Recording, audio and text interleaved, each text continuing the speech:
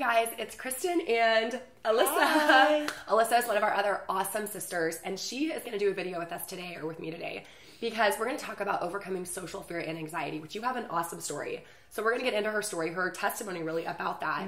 But if you like this video, as always, give us a thumbs up. And if you want to see more from us, subscribe to our channel below. We post new videos every single week. And if you want to support this channel, click the link below to patreon.com/GirlDefined. Something that I think is so crazy is that when people meet you today, they're shocked to find out that you were ever someone who was like socially fearful or hated one-on-one conversations or would have considered yourself shy, because when people meet you, they think you're like a total extrovert and they're like, she's the life of the party, like what in the world? But it hasn't always been that way. So take us back in time to when you were younger, and you've shared this, like it's a really cool story, but you used to be really socially fearful. Yeah, for sure. So obviously I grew up in a really big family, as we know, and so there's just lots of kids, and most of the people in our family are very outgoing and very extroverted, and I'm kind of in the middle. So I think I just sort of let myself kind of drift and let the older people be more outgoing and be more talkative. And I think that just started forming bad habits for me. And the other part of that was that I was just very afraid of people. Like I was very afraid of what people thought about me. I was afraid of, you know, what were they going to think about the way I look, about the way I act, the way I talk. And so because of that, I just didn't want to do a lot of things. I didn't want to socialize. Even going to like Awana at our church was terrifying for me. I was so scared. And sometimes I would go hide in like the church nursery just because I didn't want to go. Like I'm out. Yes, because I was so scared and I didn't know how to make friends. And so part of that was I was just very, very fearful of people, very afraid of what people thought about me. So that was kind of earlier on part of my journey. Something else that I remember you telling me like 5 years ago, it's so cool because I actually started mentoring you, and one of the things that I remember we worked on early on, like this was over 5 years ago, was overcoming social fear and anxiety. But I remember one of the things that you shared with me was that you hated one-on-one conversations. Like you would avoid them like the plague. If someone came up to you, you were like looking for a way to get out. So why did you hate them so much? Yeah. It's weird now thinking back because I'm just so different, and I don't necessarily struggle with those things in the same way. So I mean, you're talking on camera. Yes, I'm on camera. So like taking myself back, like, oh yeah, what was it that was going on then? I think a big part of it was part of it is personality. Like I was naturally more shy, I would say, in the sense that I didn't get energy from being around people, and I didn't get energy from one-on-one conversations. And then the other part was I just didn't have the skills. I mean, as you remember, we talked about this so much, but I just didn't know, like I didn't know what questions to ask. I didn't know what my body language should look like. I didn't know how to get in and get out of it. And so I just felt so insecure going into these conversations and so awkward. And I felt like they were awkward. I was awkward. I was like, what's the point? I'm not even going to talk to people. Yes.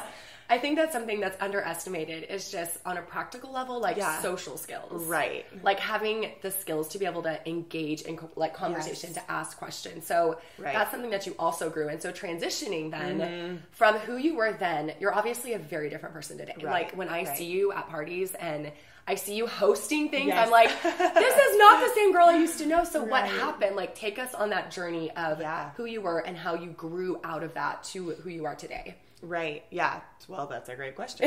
I think first I would say in all of this conversation, I'm not saying, and we're not saying like you need to become a different person. So yes, I'm very different now, but I would say like my core personality is still the same. Like I still enjoy time alone, reading. That's still where I get recharged. Which is great. Yeah. But I think just, like you're saying, how am I more confident now? Like growing out of the fear, growing confident in conversation, like those kind of things. Yeah, exactly. So Kristen actually was a huge part of this, as you remember.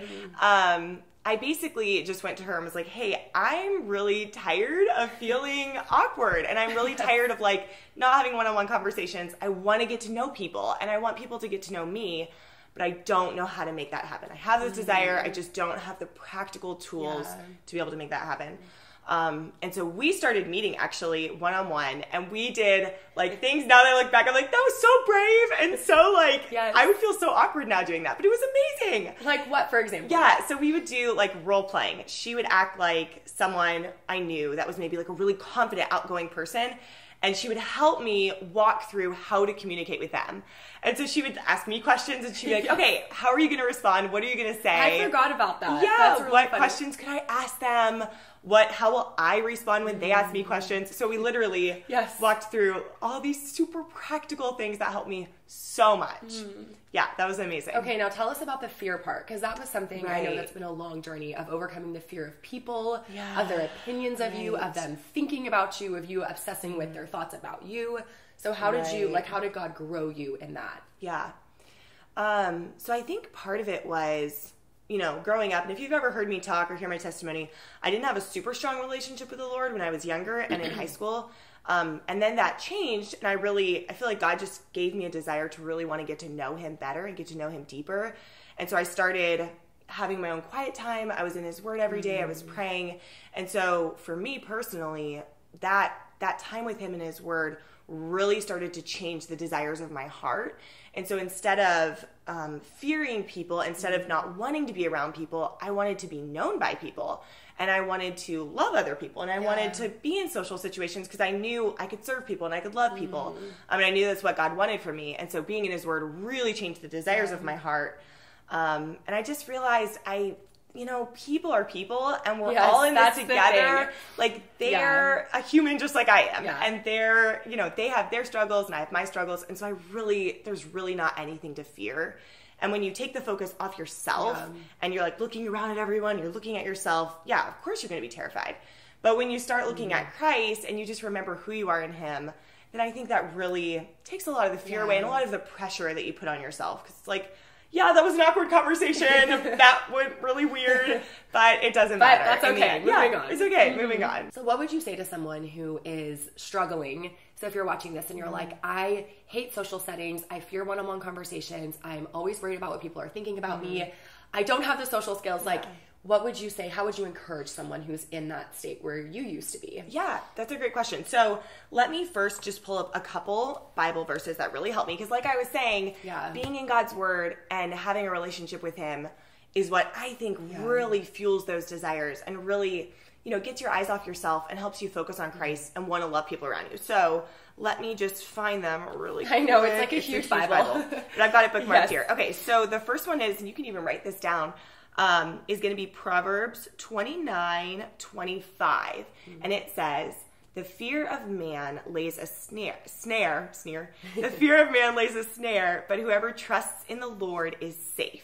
Oh, and that's so good. Yeah, that's huge. Just remembering when we're fearing people, that's like a snare. It's like a trap that we're putting ourselves in.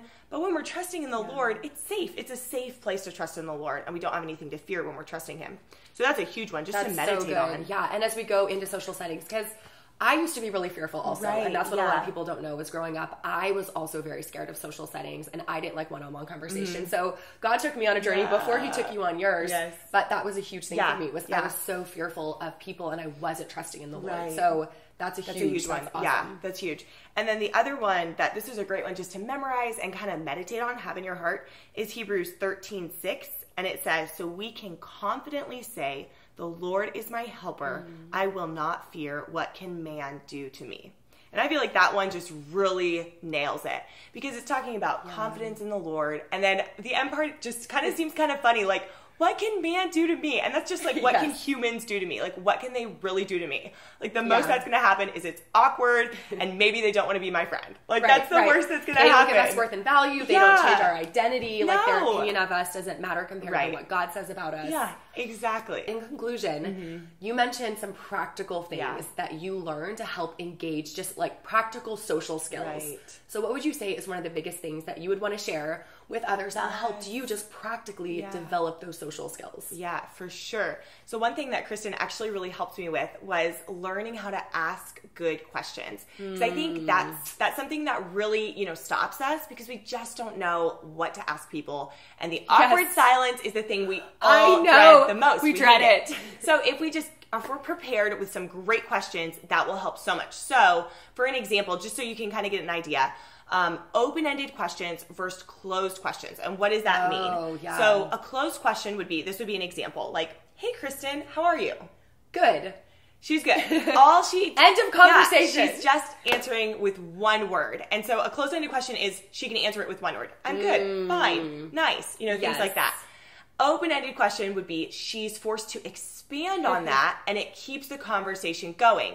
So I could ask Kristen, hey, what's been exciting this week? Or, you know, something like that. Yeah. So it creates conversation instead of them just saying a quick word, and then you're like, okay, now I have to think of another question. I have nothing to go off of, whereas open-ended, now they're sharing, and so you're learning about them, and now you have more things you can ask. Yes, so, exactly. And that will help them have things to share about, and then maybe they'll ask the same things to you. You can expand, you can share, and it's not like you're trying to force it and be unnatural, but it's just helping. It's a skill that helps the conversation go deeper.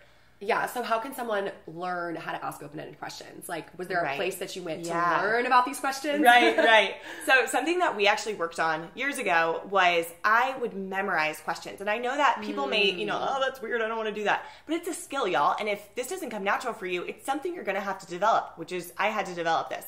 So I went online, I looked up open-ended questions, and I just memorized them. And so I learned I've done this too, by the way. Like, I look them up regularly because I forget. It's so helpful. Yeah. Especially, like, if you know, like, okay, I'm going to be in this situation. It's going to be a one-on-one conversation. Okay, what questions could I ask her? I'm not just going to go into it blindly and, you know, let there be so much awkward silence. You're trying to equip yourself. Yes. I'm going to be prepared going into it. Questions I can ask, things I can share about, ways I can expand.